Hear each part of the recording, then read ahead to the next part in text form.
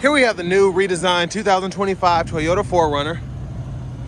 This one comes in the SR5 trim level and ice cap. We get black fabric interior, and the powertrain consists of a 2.4 liter turbocharged 4-cylinder engine made into an 8-speed automatic transmission. Now this one is a 2-wheel drive model, so we'll see how this holds up for the price. To the front end here, we do get our LED headlamps along with the LED fog lights, and similar to the Tacoma in terms of the looks, and I'm actually here for it. When they first came out, I wasn't really feeling it, or when I first saw them, but seeing one in person here, really like what they did. Now down here to the wheels, these are gonna be 17-inch alloy. And then to the door panel here, one-touch up and down windows on all 4 doors, power door lock controls, power mirror controls, rear window locks. We do get blind spot monitors here. And then space in the door panel for the most part, 3 bottle holders, little additional storage, so they did a good job with that. Now over here, auto high beams, traction control, etc. Gas cap, hood release, manual tilt, telescoping steering wheel. And then we have our manual 6-way seat with power lumbar support. So we can pump the seat back up or down, or the seat bottom up or down, excuse me, seat back forward and back, and then the seat bottom forward and back. But I want to give a huge shout out to John Roberts Toyota here in Manchester, Tennessee for allowing me to review this 4Runner today. I'll leave a link below in the description. But if you're looking to find the best price on one of these closer to home, click that second link down below. It takes just a minute to fill out your information, and I'll make sure the local dealers are fighting to get you the best price on this or whatever new vehicle you might be interested in. Now I have the seat up front adjusted after I slid it back on accident. This isn't going to be a good representation, but you know what, let me just fix it. That's the one thing about power seats. It's very easy to adjust them and leave them, but with the manual seats, like as soon as I hit the bar, I just slid back. So that's about my driving position there. And that seat back could come up a little bit as well, because I don't drive. That's really how I drive. I practice good posture.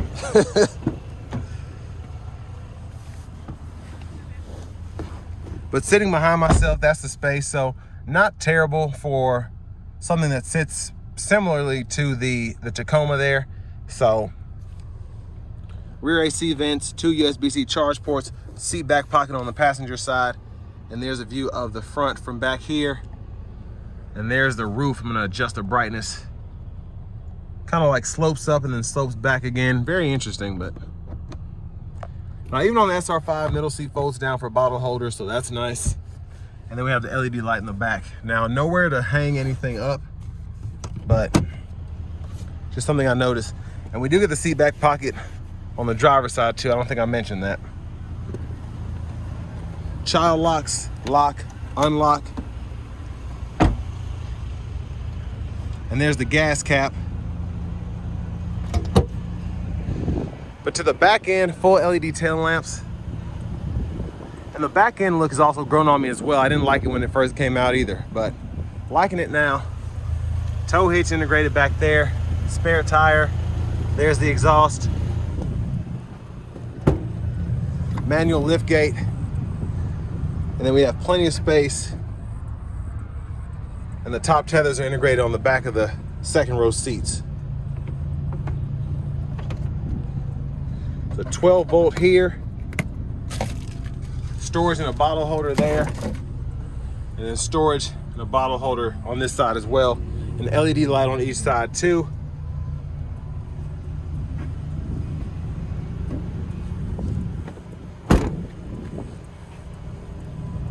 And then you can lock or unlock the window in the back.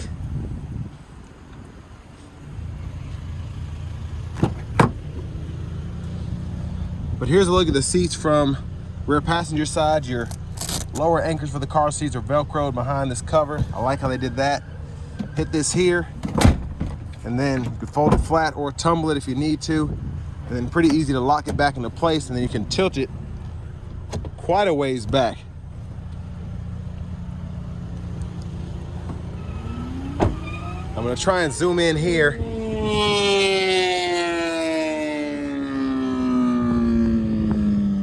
The sticker price is $43,553, so not bad, especially for what you get. The options here, if you can see that, are listed. And there's the fuel economy. But manual front passenger seat here as well. And you can pump the seat up, down, seat back control, seat bottom control there. And then plug in your device here if you want to run it to the radio, USB-C, and then you can place it right there. Lockable glove compartment with the owner's manuals.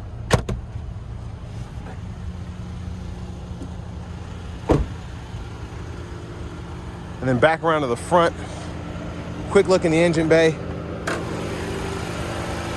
There's that 2.4 Turbo 4.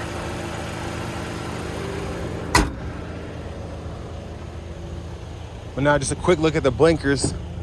I'm gonna hop in the inside.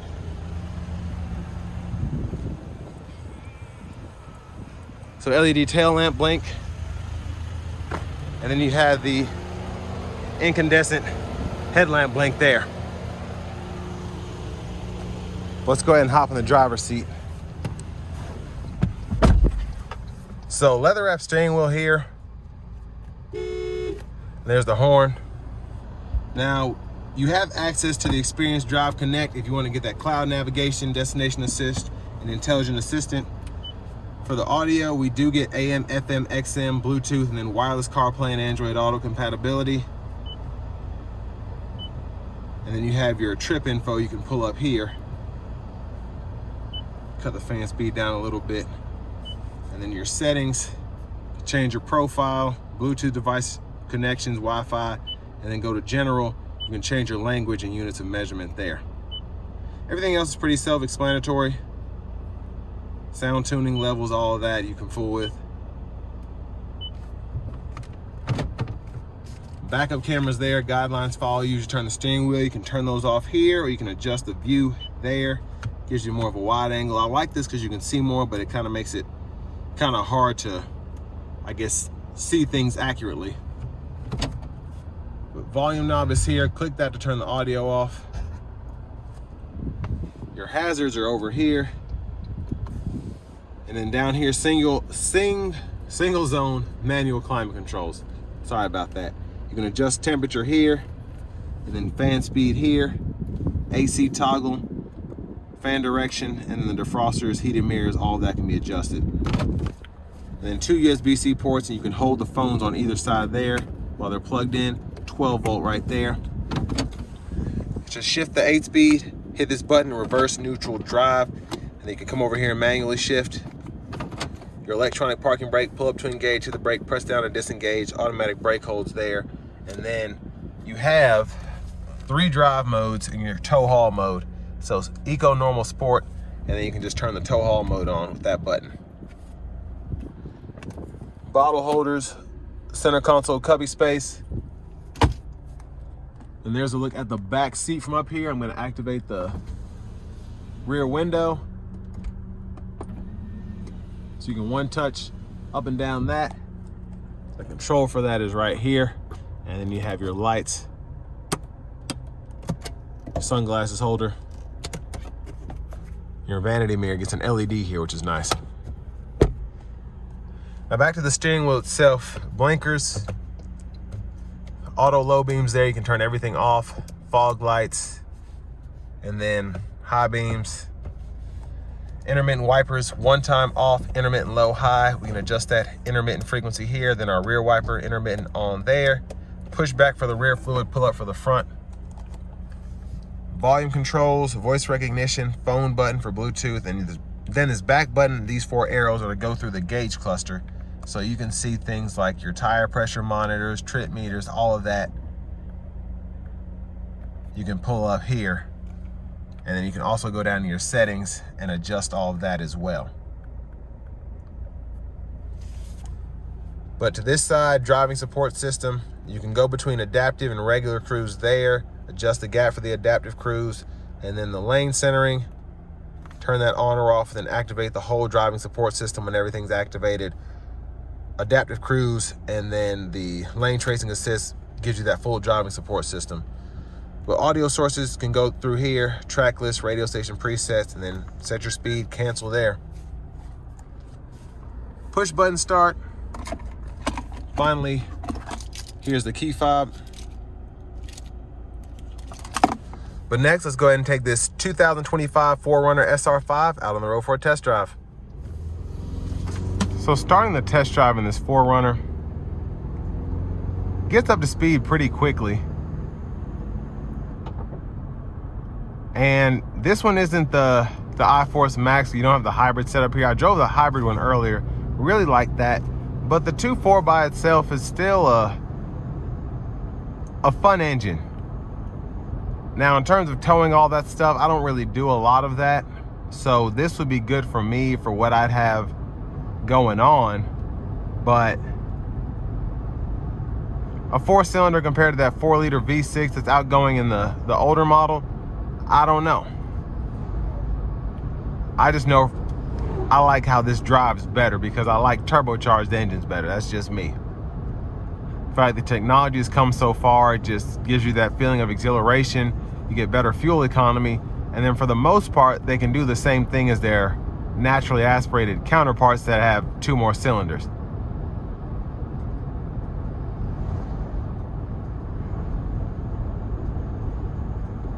But I say this about the Tacoma, ride here is not bad. It's just relatively firm. It's comfortable, but it kind of rides like a sports car almost. It's a weird setup how they do it. I've driven in the Rangers and the Chevy Colorados, and this platform with the Tacoma is just something else. It makes the driving experience better, I think, but it's just something that's interesting to me.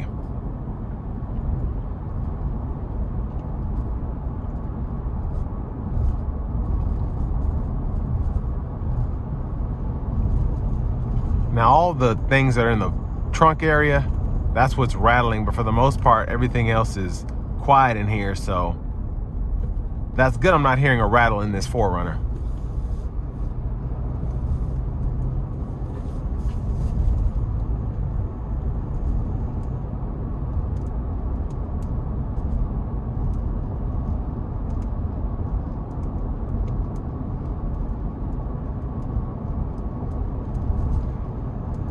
And when it comes to visibility, I like that the hood is down, slopes out, and it has a nice design to it as well. It doesn't impede on my vision any more than it would, or on my line of sight, I guess. The dash does kind of pop up a little bit. It's not getting higher than the hood, but it's still kind of there as a distraction. But again, I'm just nitpicking at this point. No complaints about the driving perspective, but I will say the power seats that come on, like the TRD Off-Road Premium, I would take that over these manual seats any day, because again, how this cabin is set up, I just feel like I'm always sliding back whenever I get in the vehicle. It's almost like you're sitting like that, so it's just easier for me to get my perfect driving position if I feel like I'm sitting straight up and the seat is easily adjustable and I can get it just the way I want to. And with manual seats, especially if somebody else sits in your seat, it's very hard to get it back the way it was. But for this price point, especially if you'll be the only person driving it, that might not be a huge deal for you. So I think it's about a 20 grand difference between the TRD Off-Road Premium, spec'd out the way I reviewed, and then this SR5 here. Of course, that one had full 4-wheel drive and several other features, but for those that just want a 4Runner and don't really care about off-roading and stuff like that, this is a good way to go. Because you're getting 20 miles per gallon city and then 26 highway here. And I drove a TRD Off-Road Premium. That was getting 23 city, 24 highway. And that was the iForce Max with 4-wheel drive.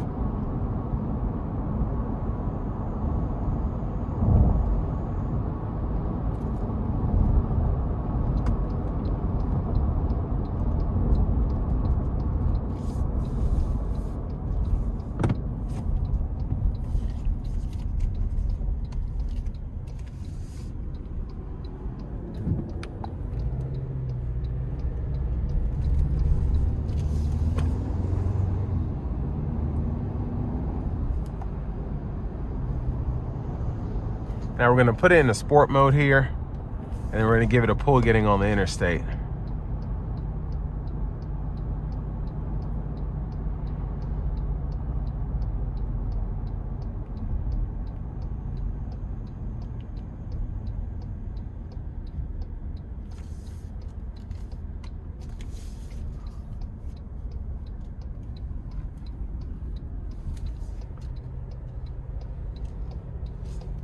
Luckily, no one's around. Here we go.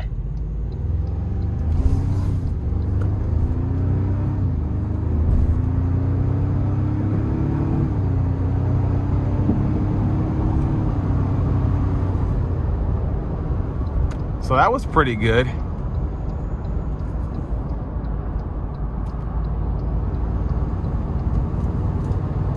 I'm gonna put it in the eco.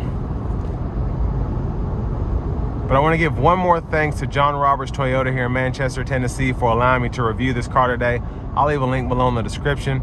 If you're looking to find the best price on one of these closer to home, click that second link down below. It takes just a minute to fill out your information, and I'll make sure the local dealers are fighting to get to the best price on this or whatever new vehicle you might be interested in.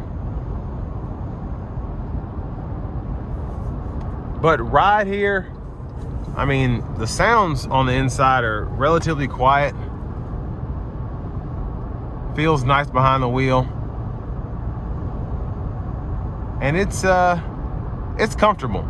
Even though it's the SR5 cloth seats, very comfortable in here.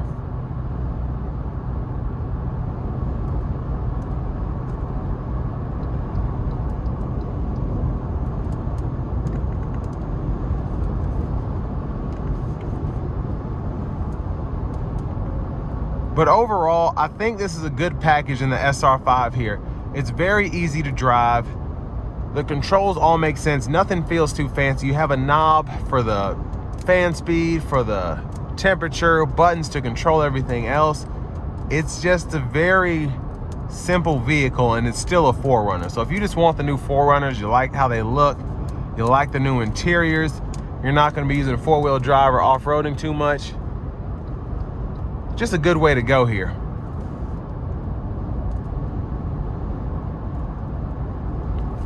And I think these will sell pretty well because at that $44,000 mark, there are a lot of other options that feel more dated, I should say, that are not as new in terms of the designs, and then you can get those for about the same price. Maybe you're paying a bit more. So for this to be how it is, I'm impressed with it. And I think this is not even marked up at all, which that's almost gone away. But on vehicles like this where you can barely find them, especially with the tariffs and stuff, I think you should get one while you can, especially with this one being 95% Japanese. But they did a good job with this, and I just think the SR5 again is a good trim for those that want bare bones but not quite bare bones. So with all that being said, this will bring me to the end of my review of this 2025 Toyota 4Runner SR5.